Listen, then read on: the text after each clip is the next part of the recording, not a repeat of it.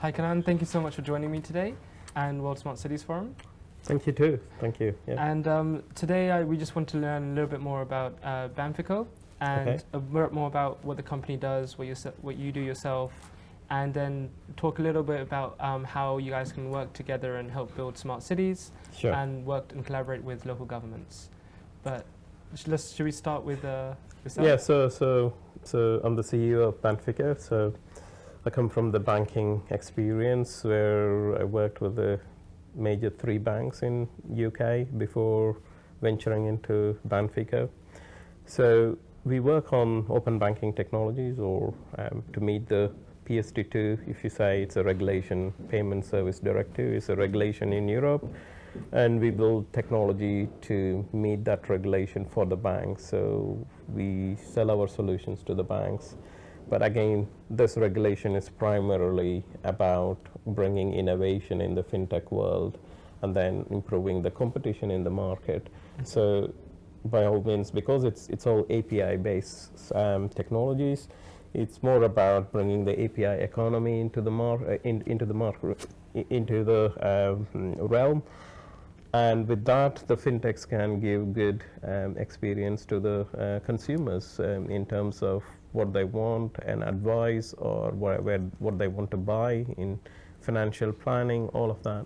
So essentially you build the solutions to integrate different applications together in the most simplest terms. So there are 2 sides of this. So Sure. the first is the bank never opened up their resources or the assets to the third party in a public third party. They had bilateral agreements and stuff to work on some innovative projects, but this is the first time they have to open to public, which means fintechs who are authorized in the country or in the union can connect to the bank. So the bank first has to expose the APIs. Yep. So we help the banks to expose the APIs, which means we connect to their core banking and say, this is the API, come on fintech, consume this and build innovation. So we do that at the minute. And then we are also going into the other side, which is the consumer side. Like when I say consumer, the fintech side, which means the fintech has to connect to like 4,000 banks in European Union. How do they connect? They have their own difficulties. So we are building solution for them to connect to other banks as well. So we are on the both sides. So it's more like we are API enablers in the banking experience. Okay, excellent. And have you had any experience working with local governments or doing any projects with government and companies together, and been like the bridge between the two? Yeah, so the regulation itself, what I mentioned as PSD2, itself is drafted by the Commission or the European Commission and the UK regulators. So it is a regulation of the government to make the banking market more competitive and bring innovation and also do the financial inclusion, all of that. So we work with it. Personally, I sit in an advisory board with an organization called Berlin Group. So Berlin Group is not a government body, but it's a consortium of all the banks that have come, major banks in Europe, all the biggest major banks, and they started to work towards bringing in API standards and putting this to the banks and say, these are the standards we developed, let's go and implement this standard. So I sit in that advisory board. So obviously I hear the discussion coming from the industry body, like fintech community, or from the banks, or from the consumers as well. We are getting some feedback, and from the regulators. And when I say regulators, 2 sides of it. One is banking authority, EBA, and then we also get from the commission itself saying, this is a draft, review it, is this good enough, what are we missing, what we need to address in the next iteration. So yeah, so it's a community, and government is very center of all of this. That's excellent. And can you give any examples of like clients and stuff that you've worked with where you've helped create a solution that's worked for them, or how they've been able to integrate, whether that's fintech working in with other banks, or whether it's an API you've created for any banks? So we have some marquee clients like Qatar National Bank, the biggest in the Middle East, and all of that. we help them to address the compliance in or the API technology for UK and France. They have operations in both the places, both the countries. And then we worked with the biggest Indian bank, which is State Bank of India. So they have operations in UK, Belgium, Germany, and we help to address them. And also there is another, it's not just the European regulation, open banking, it's getting global, okay? So the next country that is actually had a mandate on delivery and deadline is Bahrain, which is the Middle East. So for State Bank of India, they had Bahrain operations, so we helped them to comply with that regulation as well. And yeah, so it's a global thing, open banking. So it's being talked in Australia, it's being talked in Middle East, South America, and Canada, all of these places. So yeah. Yeah. So your company is very international. You're working all over the world. Yes. Yes. And that brings us to a really good my next point, which is in terms of smart cities. Have you been involved in any types of development, or have you worked with any countries that are developing their own smart cities? And not specifically, but just on the discussion, how open banking can help. Is so it's more about the embracement of the banking technologies by the parties in the market, like the fintech in the market.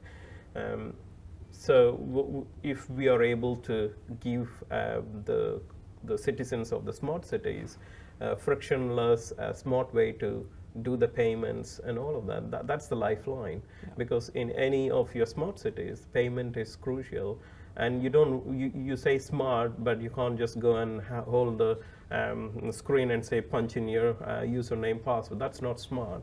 So the technologies are coming leveraging open banking and build smart payment solutions. And with this payment solutions, you could have a checkout till where you just don't have a person sitting in the till.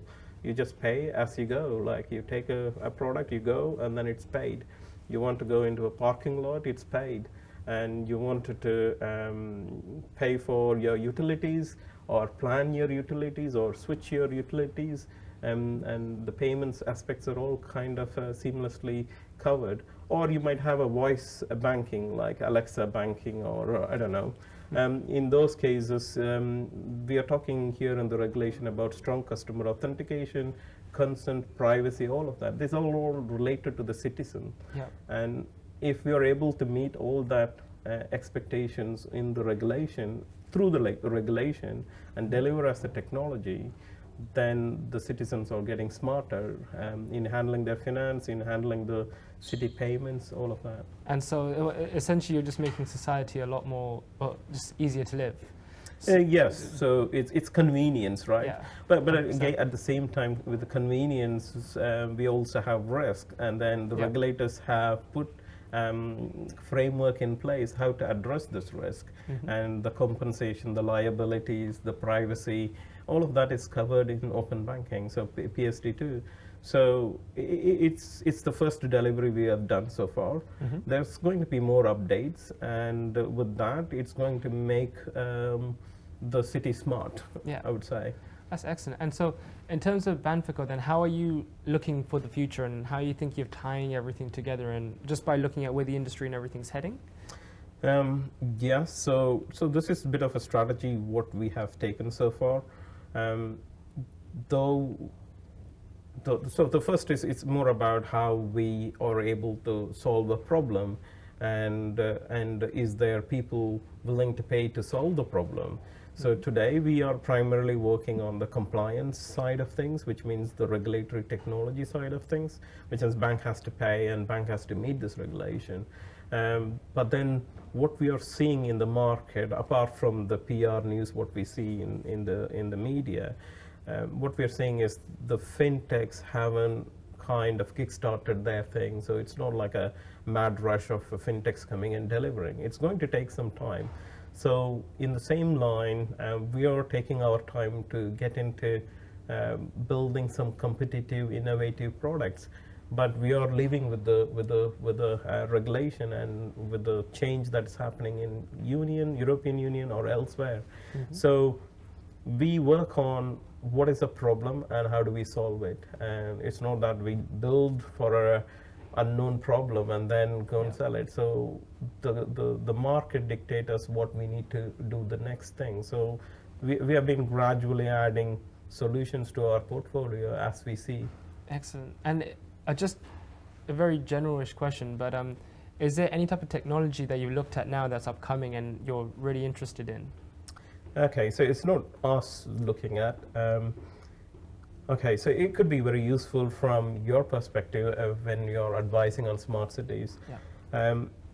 We have so many problems, and those problems are all solved by a lot of companies, smart companies. Okay, they're all really smart, and the problem is they all provide APIs.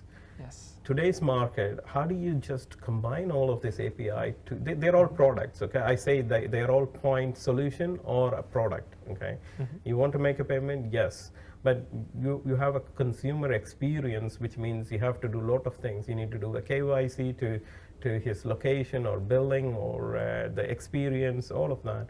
So you have so many technologies here. How do you kind of glue these technologies or glue these products together to solve a problem? Yeah. So what we are, from the industry point, this is called the integration platform as a service. It's called iPaaS.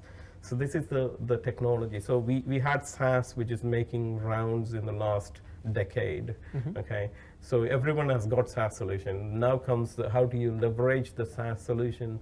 So we are talking about integration platform as a service. So there are unique players in this market. That's what we will be hearing or talking in the next decade, especially 100%. Smart cities will be talking about this. Yeah, because it's such a common theme, and everyone that we've been talking to is, okay, how then do we have, the technology exists already, someone's created it to a very good standard, so then how then do we take it somewhere else? And I think that's one of the key elements now where everyone's discussing, how do we collaborate, how do we work together, How do we marry the technology?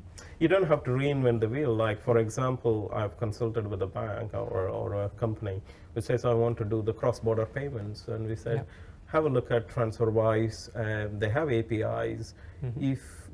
If you wanted to deliver this quickly, use their APIs to deliver it.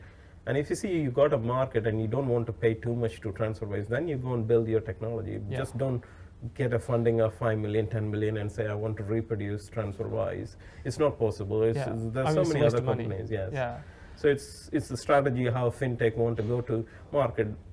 Fintechs or sometimes the entrepreneurs get it wrong. They are so obsessed with the products, but they don't care about, I wouldn't say care, they should concentrate on the problem and solution. Yeah. Okay, you don't have to build everything to solve a solution. There are technologies, use them to deliver. Exactly. And I 100%, that's just music to my ears, because there's so many times where you can see a solution, you can make the solution from scratch, but what happens is there's also a cheaper alternative that already exists. Absolutely. And if it's working, why would you go about a long way just because you can? Yeah, absolutely. Because no one will buy into it at the end of the day. Exactly. Because when it comes to businesses, when it comes to governments, everyone's looking for efficiency and low cost. Yeah, absolutely. That's the bottom line at the end of the day for everyone. If you're funded or not funded, it doesn't matter. There is some money that's being burned. Exactly. Okay, I've seen entrepreneurs using their bootstrapped and spending their own savings on this. You don't have to. And then the investor will come and say, justify the spend. That I gave you 5 million, where did it all go? So it's more about being pragmatic to solve a problem. And really looking at the heart of the issue and then creating something to solve that. And that kind of just brings me to my final point, because it's been a great conversation.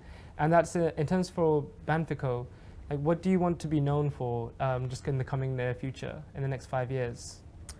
Okay, so Banfico primarily works with tier 2 and tier 3 banks. Yeah. Okay, so these banks have limited budget and they have to deliver solution or compete in this market. That's all open banking about. Mm-hmm.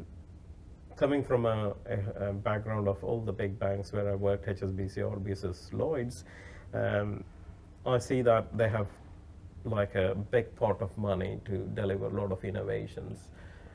But the way we are kind of positioning ourselves is you don't have to build everything from scratch. There are technologies. You can compete with the biggest guys in terms of technology or product, and if you need help, you need to come to Banfico. So that's where we are positioning ourselves. Excellent. I presume like central banks as well can greatly benefit from you as well. Yeah.